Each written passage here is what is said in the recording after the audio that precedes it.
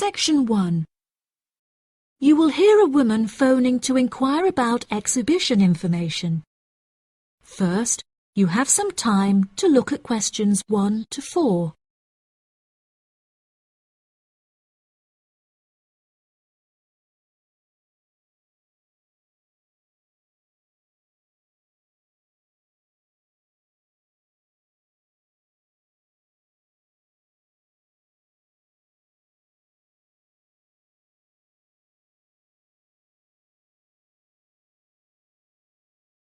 You will see that there is an example that has been done for you.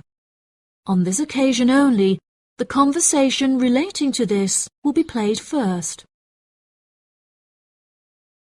Good morning. You're through to the events coordinator at the Birmingham City Council. How may I help you? Hello there. My husband and I are interested in purchasing tickets to the automobile exhibition, but I couldn't find many details about it on your website. And I was wondering whether you could provide me with some more information. Does it open in June?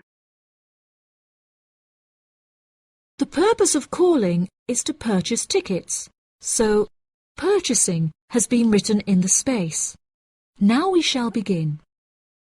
You should answer the questions as you listen, because you will not hear the recording a second time. Listen carefully and answer questions 1 to 4. Good morning. You're through to the events coordinator at the Birmingham City Council. How may I help you? Hello there. My husband and I are interested in purchasing tickets to the automobile exhibition, but I couldn't find many details about it on your website, and I was wondering whether you could provide me with some more information. Does it open in June? Yes, of course, madam. The exhibition will take place during July and will showcase the history of automobiles from the very first commercial car in the late 1800s all the way through to the present day. Is the exhibition open for the duration of July? No, madam. The exhibition will last 3 days, from the 1st of July to the 3rd of July, and then the cars will be taken to another exhibition. Okay. Does the exhibition focus on a certain manufacturer? No. It will showcase a wide range of manufacturers. Wonderful. I'm ever so fed up of going to these shows and only seeing one manufacturer. Are there any opportunities to sit in or even drive the cars? There will be many opportunities for you to sit in the cars. However, some of the cars will only be available to observe. We are yet to be told whether any of the antique cars will be available to drive.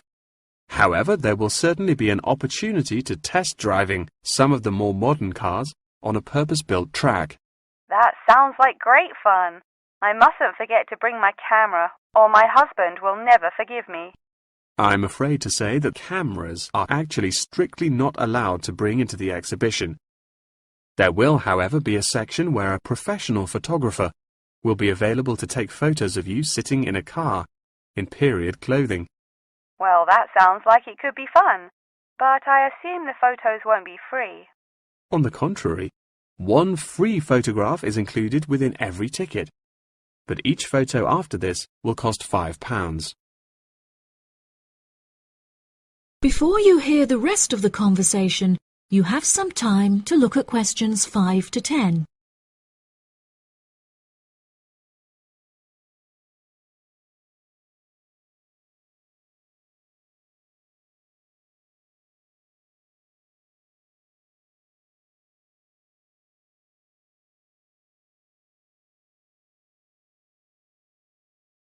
Now listen and answer questions 5 to 10. That's a nice surprise. Not many things are free anymore. I've been asking around about the ticket prices, but I haven't yet had a definite answer. Is it correct that the tickets are £100, whether you buy them now or on arrival? I'm afraid not. If you buy the ticket in advance, the price is £110, but it's £165 on the door. Oh, goodness. I suppose I'd best pay for them now then. Is it possible to buy tickets from you now over the phone? Yes, of course, madam. I'll transfer you to the box office manager, Mark Edgeworth. That's EDGEWORTH,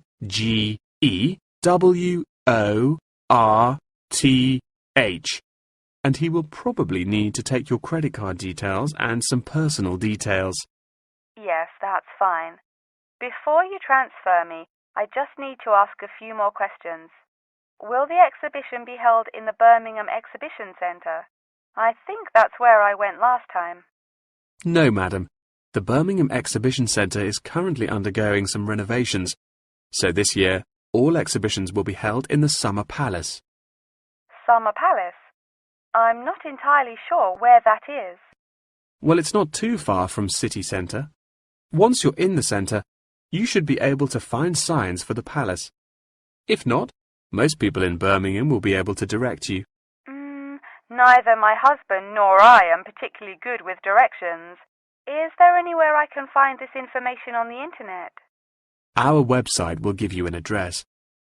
Perhaps you could visit www.directions.com for more detailed information, and they should be able to provide you with step-by-step instructions. Okay. And is this the best way to contact you, by phone? I think the most convenient way to contact us is inquiring online, which is much simpler than having to dial various different numbers to reach the right person. Unless you have any more questions, I'll transfer you now. No, that's great. Thank you for your help.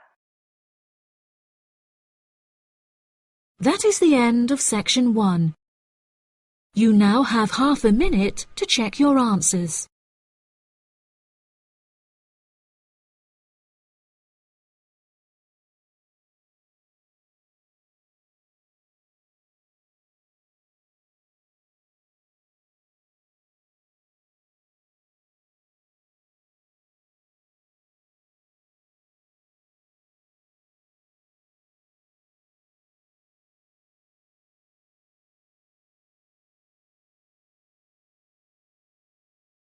Now turn to section 2.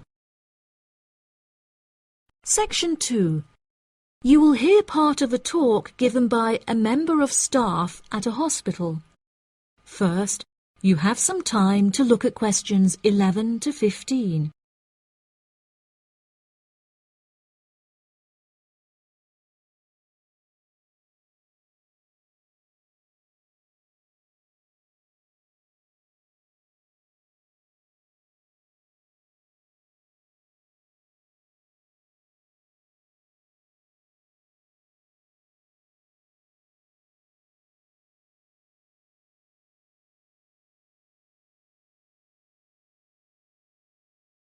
Now listen carefully and answer questions 11 to 15. Hello, and welcome to the homepage for the Healthy Hearing Medical Clinic and Surgery, where we'd like to share a little more information about the services we provide and more. Our hospital is one of the leading specialized hospitals in the United Kingdom, attracting the very best healthcare professionals from around the globe. Not only are we a leading medical practice, but we are also the only hospital in the United Kingdom dedicated entirely to the treatment of and research into the curing of hearing loss. Our facilities and staff here are renowned across Europe, attracting thousands of patients a year. Our consultations can number anything up to 11,000 patients a year. However, we aim to treat around 5,000 patients a year so as to maintain and ensure the quality of our services. Our patients are guaranteed the highest standard of care, as well as the use of our first-class facilities. All patients requiring overnight treatment are provided with their own private room with ensuite facilities, as well as a state-of-the-art entertainment center, which includes a flat-screen LCD television and PlayStation.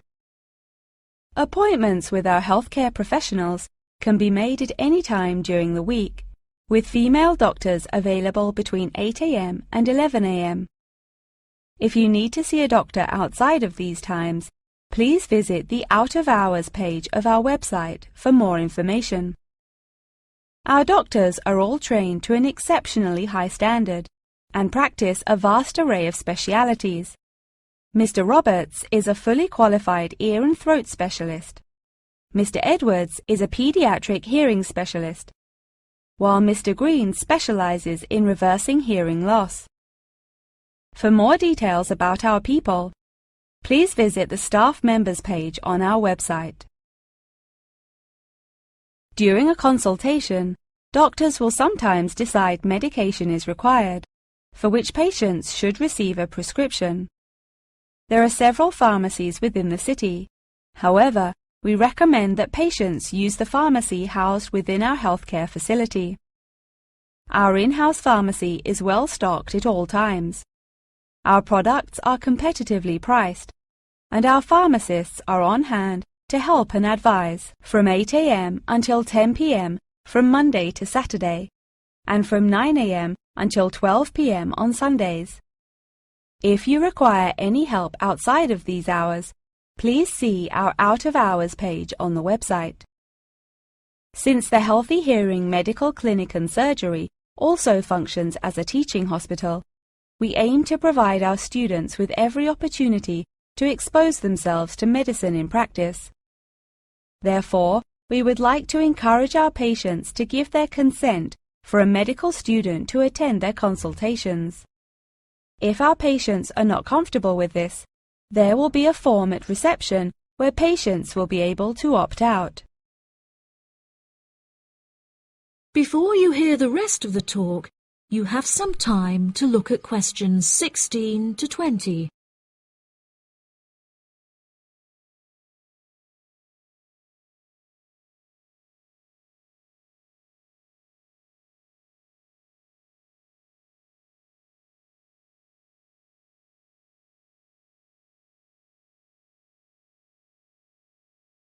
Now listen and answer questions 16 to 20. Now, please look at the map I've given you of the Healthy Hearing Medical Clinic and Surgery. For those not familiar with our practice, reception can be found through the main door at the end of the corridor. If your consultation is booked with Mr. Green, you need to go through the main door and turn right by the nurse's desk, and his office is at the end of the corridor on your left-hand side. If you need to alter any of your personal details, please visit our secretary at the Office for Medical Records, which you will find next to the therapy room. If you're awaiting surgery, please first check in with reception before taking the first door on the right after you enter the clinic. Finally, in the event that you feel disappointed with any of the services we have provided, or have any further questions, please locate our manager's office, which can be found near the Office for Medical Records and between two closets. If you have any more questions about the Healthy Hearing Medical Clinic and Surgery, please do not hesitate to contact us on 01 256 111 111. That is the end of section 2. You now have half a minute to check your answers.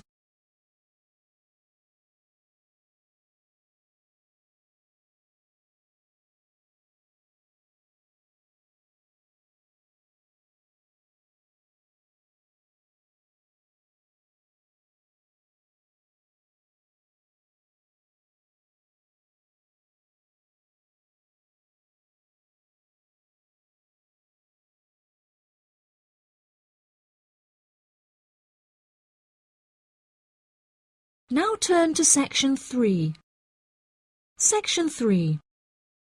You will hear Jim and Jane, two students, talking about their professor's lecture.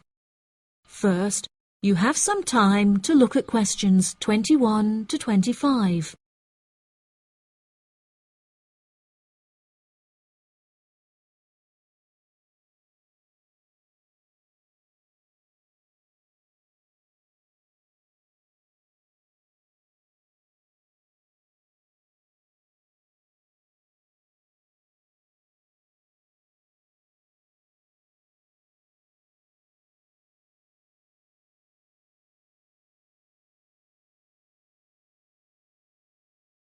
Now listen carefully and answer questions 21 to 25. Jane, what did you think of Professor Morgan's lecture? I don't know about you, but I find it incredibly difficult to believe that light influences the environment as much as he says. I've never seen any journal articles, websites or anything that verifies his arguments. It's stupid. On the contrary, I've seen a great deal of research supporting his argument from a wide range of renowned scientists. Have you looked at the recommended textbook listed on the course outline given to us at the beginning of the semester? All the information is in there. Perhaps you've just been looking in the wrong places. I never look at the course outlines. I have so many loose sheets of paper I tend to lose anything I'm given by the end of the day. What's the textbook they recommend? And where can I get it from? I should probably go buy it soon. I'm already behind in the course. Yeah, you definitely should buy it. And our grades are more important this year. It's called The Influence of Light on the Environment. You should be able to find it in the bookshop on campus. If not, they'll order it within 2 weeks. In the meantime, you should read up on Ken Simpson's work.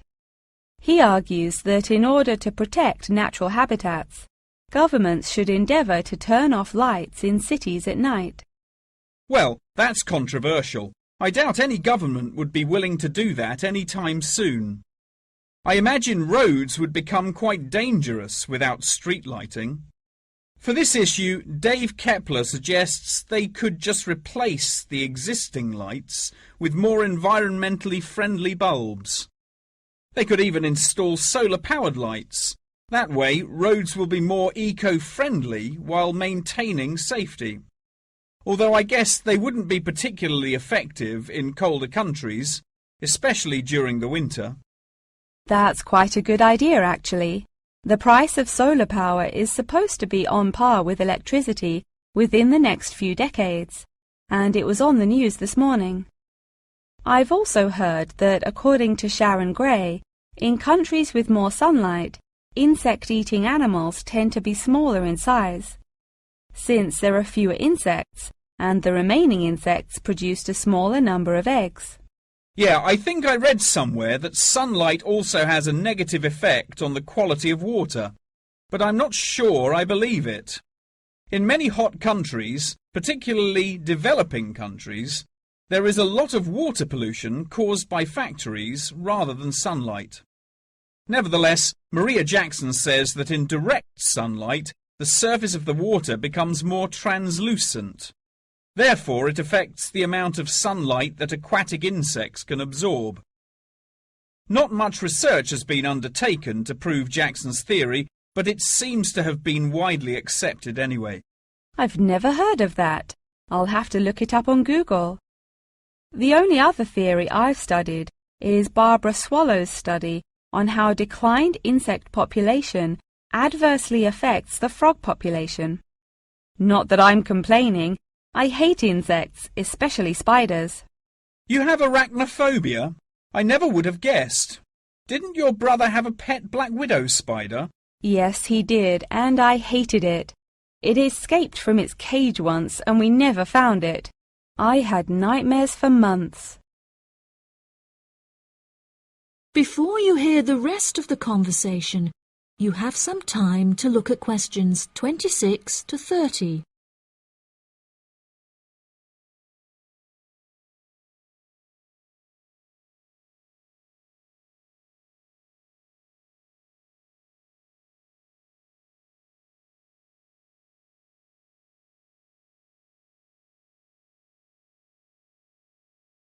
Now listen and answer questions 26 to 30. Okay, now I'm getting goosebumps. Let's change the subject. What's your stance on natural and artificial light? Honestly, I'm not sure it makes much difference which one you use. Species will die out either way. I think the real argument we should consider is global warming and protection or replacement of finite fuels. Solar power provides us with an incredible opportunity to replace electricity, and governments should definitely increase spending on research in this field. The theories discussed in our lectures, like Simpson's and Gray's, are so vague and lack proof, so I don't understand why we even study them. I see what you mean. I don't like learning unsupported theories for exams, and I'd rather spend my time learning something else. For example, I'd be much more interested in studying the animals in safari parks than researching migratory birds, particularly the effect of tourists on the quality of life of animals. As we know, every year thousands of visitors will drive in their own vehicles or ride in vehicles provided by the facility to observe freely roaming animals. Yeah, that would be really interesting. Especially those animals living in more tropical countries like Borneo. Following on from that, I want to study how bringing animals over from foreign countries to put in our zoos affects their life expectancy.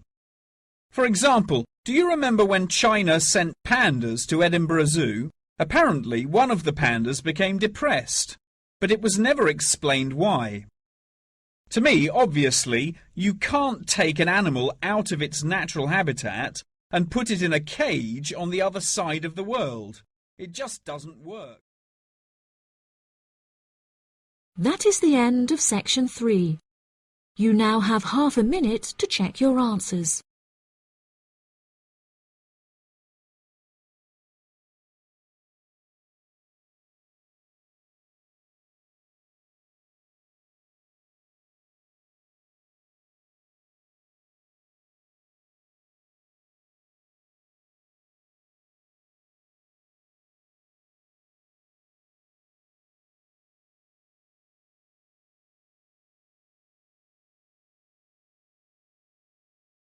Now turn to section 4. Section 4. You will hear a talk on the history of football in Great Britain in the 19th century. First, you have some time to look at questions 31 to 40.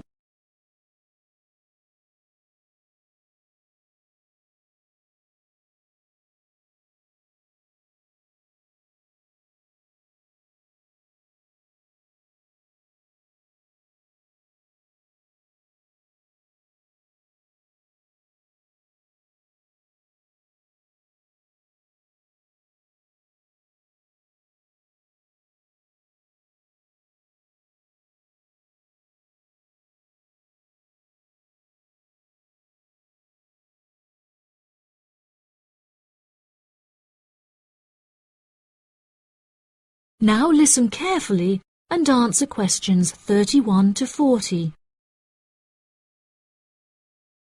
Great Britain is often hailed as the home of football, with talented players travelling from far and wide to play for teams in the English Premier League, one of the most popular football leagues on the planet. Today we are going to take a look back to the 19th century Great Britain, in an attempt to trace the evolution of the beautiful game, as it is now known.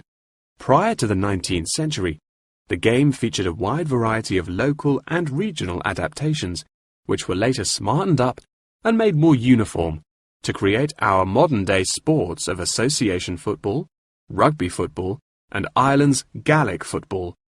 Even up to the mid-19th century, Shrovetide football, or mob football, was still widely practiced. According to the rules of mob football, there were no rules. A player could legally use any means whatsoever to obtain the ball, such as kicking, punching, biting, and gouging, with the only exceptions being murder and manslaughter. These games may be regarded as the ancestors of modern codes of football, and by comparison with later models of football, they were chaotic and had few cooperation. Towards the latter end of the 19th century, and moving into the early part of the 20th century, however, there appeared a newfound emphasis on moral values in football. Perhaps a more modern example of this can be seen in John Terry's suspension as England captain, following reports of his infidelity to his wife. Furthermore, as mob football died away, there grew a greater concern for players' health and general well-being, with many clubs affording their top players access to frequent medical checkups and treatment. Despite the presence of Great Britain's unique state-funded National Health Service, football clubs are still seen today providing team members with state-of-the-art healthcare facilities, with the top clubs even housing their own specialist doctors and physicians.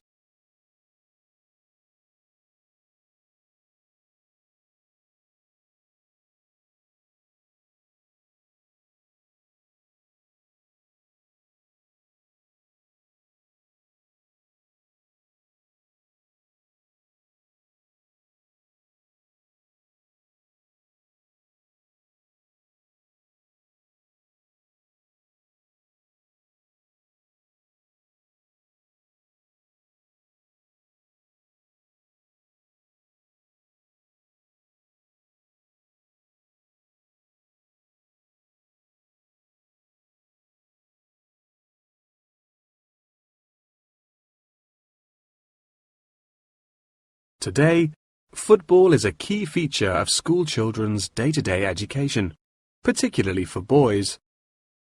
With the help of football associations, all schools in the UK are boasting their own football teams. This mainly comes as a result of pressure put on schools and the government by concerned parents, who felt that football education taught their children valuable lessons and indeed vital life skills, such as teamwork and a drive to succeed. Nowadays, many of the UK's top football clubs provide training facilities and outreach programs in an attempt to educate the nation's aspiring youths. As I previously mentioned, it was only during the 19th century that football in its uniform concept truly began to emerge, with footballers previously playing according to their own versions of the rules. However, it was not until the early 20th century that different players actually began to play according to these standardized rules. Prior to the 19th century, football was played by all the major English public schools, including the likes of Eton College, Winchester College, and Harrow. In 1848, there was a meeting at Cambridge University in an attempt to lay down the laws of football. Present at the meeting were representatives of each of these major public schools, whom each brought a copy of the rules enforced by their own individual school's rules of football. The result of the meeting was what is now known as the Cambridge Rules, thereby uniting the rules from across the country into one simple document. However, the Cambridge Rules were not liked by all, and a new set of rules, Thring's Rules, compounded in the book The Simplest Game, became commonplace among dissenters. Across the country, improvements in infrastructure and public transport had a knock-on effect of dramatically increasing attendance to football games. Football quickly became a social event where spectators would meet friends, drink tea, and chat about the good old days. As football became more and more popular, it was decided that more money should be invested in maintaining the quality of pitches, amongst other things, and there was even talk of installing seating for spectators.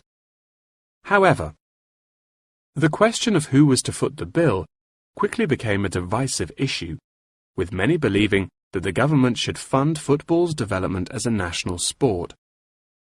But in the end, the onus fell upon Britain's local and regional football clubs for the funding and development of the Football Association.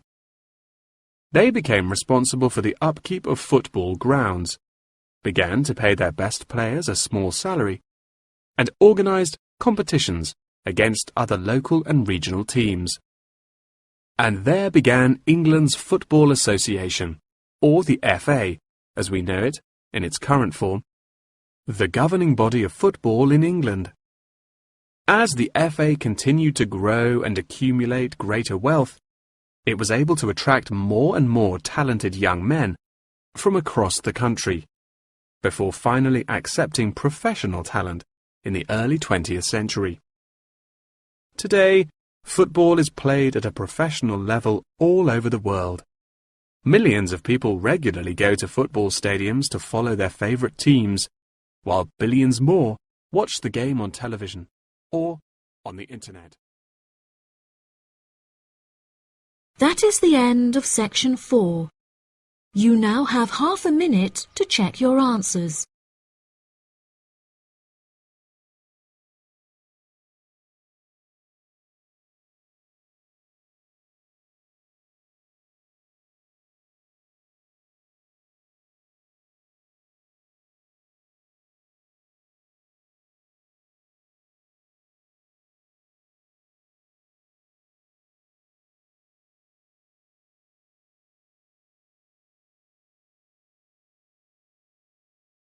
That is the end of the listening test.